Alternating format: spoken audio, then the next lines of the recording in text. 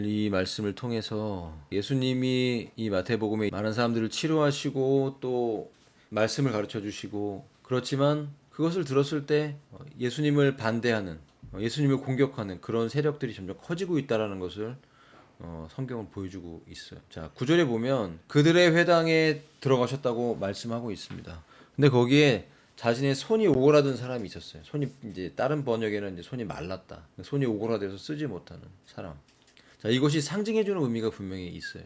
자, 손이 말라서 오그라든 그 남자가 보여주는 모습. 왜냐면 그 남자를 보고 나서 바리새인들이 예수님께 그렇게 얘기를 해요. 뭐라고 얘기하냐면, 안식일들에 치유하는 것이 합법적이니까. 아직 치유도 안 했는데.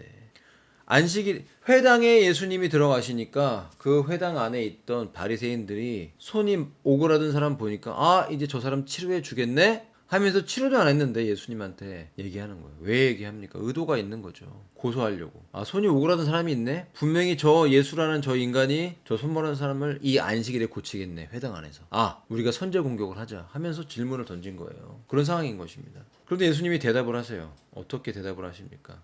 너희 가운데 양을 가지고 있는 어떤 사람이 있는데, 만약 그것이 안식일에 구렁으로 빠졌으면 그것을 붙잡아서 밖으로 꺼내지 않겠느냐라고 질문을 던져요. 꺼내겠다는 거죠. 너희 그렇게 하지 않겠느냐? 근데 만약에 그런 상황이 실제로 있었다면 바리새인들은 뭐라고 얘기했을까요? 안식일이지만 양이 불쌍하지 않냐? 자비를 베풀기 위해 내가 꺼낸 것이야. 이렇게 말을 할 거라는 것이에요. 그렇지만 실제로는 그 속마음은 무슨 생각일까요? 양이 재산이잖아요.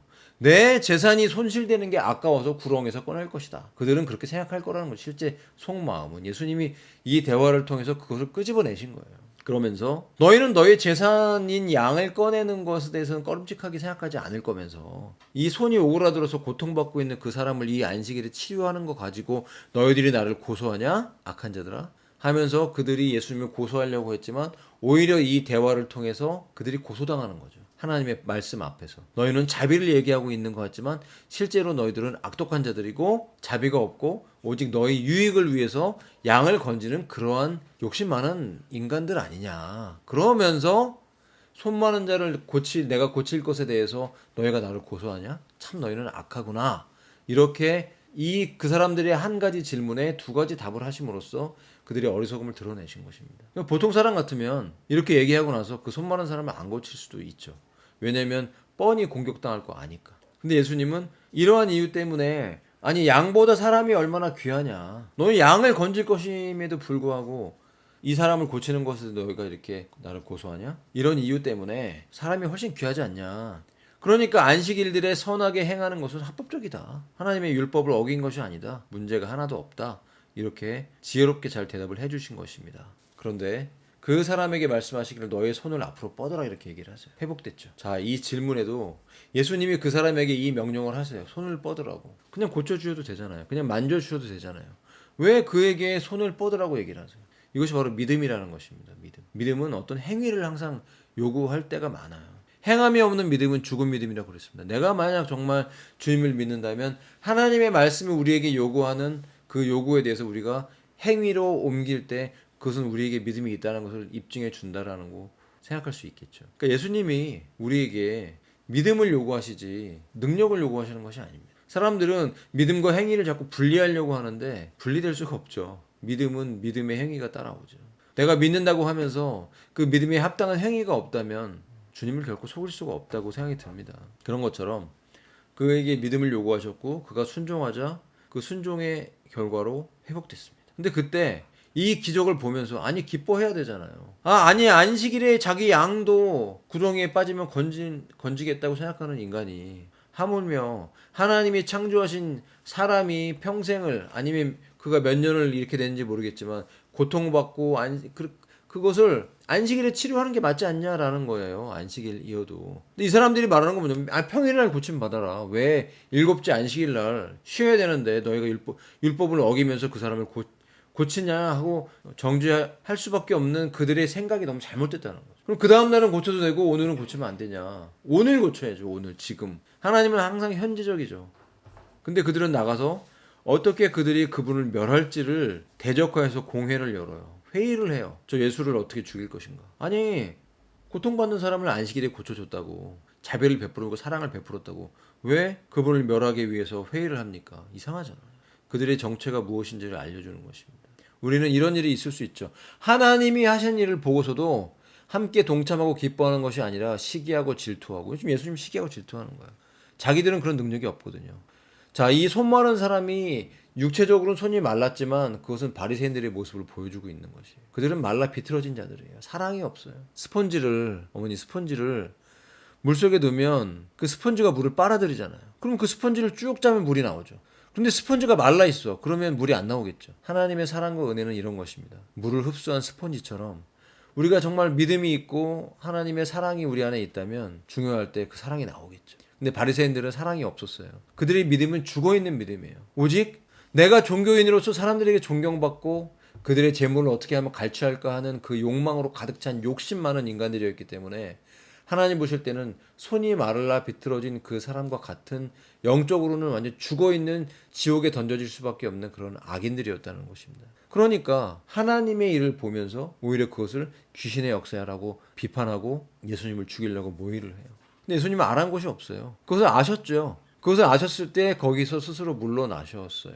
그런 다음에 수많은 무리들이 그 또 사건을 보면서 예수님을 따라요. 그들을 모두 치유하셨더라. 이것이 바로 하나님이 우리에게 원하시는 것입니다. 우리에게 치유하기를 원하시고 우리의 삶을 자비를 베풀어 주시기를 원하시고 우리에게 은혜 베푸시기를 기뻐하시는 것이 바로 하나님의 뜻인 줄로 믿습니다. 우리가 이 복음을 증거해야죠. 세상이 살기 어렵고 각박하고 사단의 역사들이 막 커질 때 얼마나 많은 사람들이 영혼 육으로 고통받는지 모릅니다. 지금 주님이 이것을 끝내기를 원하세요. 인류 역사에 있었던 모든 전쟁과 고통, 미국의 영국의 노예가 해방됐기 때문에 노예가 없을 거라고 말하지만 그렇지 않더라고요. 수많은 사람들이 지금도 매년 전 세계에서 어린아이들 포함해서 여자들이, 아이들이 노예로 팔려갑니다. 지금도 그래요. 주님이 오시면, 주님이 정말 이 땅에 오시면 그 모든 고통이 끝날 것입니다. 그 모든 눈물이, 슬픔이, 고통이 끝날 것입니다. 그리고 주님이 재림하시면 그 천년이라는 왕국 동안에 어떤 일이 벌어집니까? 성령님이 우리 안에 들어오시는 것이 아니라 개개인의 믿음으로 임재하시는 것이 아니라 모든 육체 위에 임한다고 그랬어요. 모든 육체 위에. 남종과 여종이 예언한대요. 예언할 것이고 자녀들은 예언할 것이고 환상을 볼 것이고 이게 언제 이루어지는 것입니까? 요엘서에 있는 이 말씀이 예수님이 재림하실 때 이루어지는 말씀이에요. 그때 살아남은 모든 사람들에게 이스라엘 백성들 위에 육체 위에 아예 이 땅에 있는 천년 동안 육체로 살아남아 있고 그들로부터 태어나는 후손들 위에 아예 하나님의 영이 그냥 임재해 계신 거예요. 그냥 죄를 질 수가 없죠. 천국에 있는 것처럼 모든 육체 위에 육체가 살아남았죠. 영혼만 있는 것이 아니라 육체가 살아남았지만 그 육체들 위에 하나님의 영이 임해서 예수 그리스도의 통치가 이루어지는 초자연적인 역사. 그래서 내가 놀라운 이전 인류의 역사에 경험하지 못했던 그런 일들이 벌어진다라는 것이에요. 그래서 주님이 오셔야 되는 것입니다. 그 주님이 오실 날이 가까이 다가오고 있습니다. 우리가 깨어서 기도하며 준비해야 될 줄을 믿습니다. 성령 충만을 구하시고 모든 육체 위에 하나님의 영이 임할 때까지 주님을 갈망하면서 성령 충만을 구해야 되는 것입니다. 16절입니다. 그들을 치유하신 다음에 이렇게 명하세요. 그들이 그분을 알려주기 해서는 안 된다고 말씀하십니다. 왜 그럴까요? 많은 사람들이, 유대인들이 예수님을 메시아로 알지라도 잘못 이해하는 거예요. 예수님은 이 땅에서 죽기 위해 오신 메시아입니다. 하나님의 어린 양으로 피를 흘려 인류의 죄를 사하고 마귀의 모든 권세를 부시기 위해서 오신 분이지 힘으로 권력으로 초자연적인 슈퍼맨처럼 눈에서 레이저 광선 쏘면서 처음 오실 때는 그렇게 오신 게 아니에요. 로마를 힘으로 전복시켜갖고 유대인들에게 왕국을 이루어지게 하시는 것이 하나님의 계획이 아니었던 것이죠. 주님의 진정한 계획은 초림 때는 십자가에 죽기 위해서 오신 것입니다. 그러나 다시 오셔서 재림하셔서 다시 오셔서 이루어지는 진짜 왕국, 그 왕국의 핵심 도시인 핵심 국가인 유대인들, 이스라엘, 그들이 온전히 회복되는 그 영적인 회복이 다가오는데 그날 이후에는 주님의 이 언약과 약속들이 정말 이루어지는 것이죠. 이것이 얼마나 이루어지기를 원하시겠습니까? 하나님이 얼마나 그것을 원하시겠어요? 그분의 아들이 처음 오셨을 때 당했던 고난과 핍박과 이런 배척을 하나님 기억하시고 결국에는 십자가 달려 부끄럽게 처절하게 인류의 죄를 지고 죽을 수밖에 없었던 그 아픔을, 그러나 그것 때문에 우리는 구원받았죠. 그렇지만 하나님의 입장에서 그 날보다 더 중요한 날은 예수님이 이 땅에 재림하셔서 왕으로 등극하시는 날인 것입니다. 모든 원수가 그분의 발등상이 되도록 모든 인류가 그분 앞에 엎드리게 되는 그날을 아버지 하나님이 얼마나 원하시겠습니까? 그런데 그들이 그것을 오해하고 예수님을 그들을 배불리게 할 왕으로, 그들을 로마를 이기게 할 강력한 군대를 일으킬 수 있는, 통치할 수 있는 초능력을 사용하는, 마치 슈퍼맨처럼 그렇게 사용하려고 하는 그런 잘못된 의도를 아시기 때문에 그분을 알려지게 해서는 안 된다고 말씀하시는 거예요. 자, 이사야서에 이렇게 말씀하십니다. 내가 선택한 나의 종을 보라. 나의 사랑을 받는 자니 내 혼이 그의 안에서 매우 기뻐하노라. 내가 그 위에 나의 영을 두겠노라. 그리하면 그가 이방인들에게 공의를 보여주리라. 공의라는 단어가 나옵니다. 공의. 하나님의 공의. 하나님의 공의는 죄를 멸하시는 거죠. 그 하나님의 공의 앞에서는 죄라는 것이 견뎌낼 수가 없는 거예요. 근데 그 공의를 만족하게 하기 위해서, 그 죄가 해결되기 위해서 인류의 모든 죄를 지고 십자가 달려 죽어버리신, 그러므로 하나님의 공의가 거기서 만족된 거예요. 모든 죄를 지은 사람은 그 죄 때문에 지옥 갈 수밖에 없죠. 그런데 그 죄 때문에 지옥 갈 수밖에 없는 인간을 살리기 위해서는 그 인간들이 받아야 될 죄를 대신 지고 그 모든 죄의 심판을 받아야 될 하나님의 공의. 하나님은 의로운 분이기 때문에 죄를 용납할 수가 없는 분이에요. 죄는 반드시 해결돼야 되는 것입니다. 구약 때는 그 죄를 사하기 위해서 예수님이 오실 것을 상징해서 어린 양을 잡아서, 비둘기도, 가난한 사람은 비둘기를 잡고, 그래서 피를 흘려서 제사를 지냈지만, 그것이 상징하는 모습은 바로 예수님이 오셔서 십자가에 죽으실 것을 보여주기 위해서 구약 시대는 그런 제사 제도를 만들어 주신 거죠. 그것을 통해서 대속죄일 때 회개를 하게 되고, 화목제를 지내고, 기타 등등 여러 가지 제사를 지냄으로써 하나님과의 깨어진 관계를 잠시 잠깐 회복할 수 있는, 용서받을 수 있는 길을 열어주신 것이지만, 예수님이 오신 이후에는 한 번 이 제사로 인하여서 모든 인류의 죄가 해결되는 기가 막힌 하나님의 은혜가 있었던 것입니다. 근데 그게 바로 공의라는 거예요. 공의. 그래서 예수님이 이 땅에 오신 이유는, 나를 사랑하셔서 나를 위해 죽으시기 위해, 나를 사랑하시니까 오신 거지, 나를 사랑하셔서 구원받은 거지, 이것도 맞는 말이긴 한데 이것이 하나님의 뜻을 온전하게 이룰 수 있는 그런 단어는 아닌 거예요. 진짜 우리에게 필요한 그 표현은 바로 하나님의 공의를 만족시키기 위해서 예수님은 오신 거예요. 그 공의가 만족됐기 때문에 우리는 죄사함을 얻은 것이고 구원받게 된 것이라고 성경은 기록하고 있는 것입니다. 그는 분쟁하지도 고함을 치지도 아니하리니 어떤 사람도 그의 목소리를 거리들에서 들을 수 없으리라. 그가 공의를 내보내어 승리에 이르기까지. 그는 상한 갈대도 꺾지 아니할 것이요 그는 연기나는 심지를 끄지 아니하리라. 물론 이 공의가 십자가에서 만족이 됐지만 그 공의가 실제로 완전하게 완성이 되는, 하나님의 심판이 완성되는 것은 바로 예수님의 재림 때예요. 다시 오십니다, 예수님이. 그래서 예수님을 대적해서 이 바리새인들처럼 끝없이 지금도 예수님을 반대하고 예수님을 죽이려고 하고 너무나 싫어하는 존재들이, 지금도 사탄의 수하들이 이 땅에서 모든 정치와 경제와 사회와 권력을 다 붙잡고 지금도 떵떵거리면서 살고 있어요. 그렇지만 하나님의 공의는 만족될 것입니다. 예수님이 다시 오심으로써 그분의 입에서 검이 나온대요. 도대체 이 검이 뭘까요?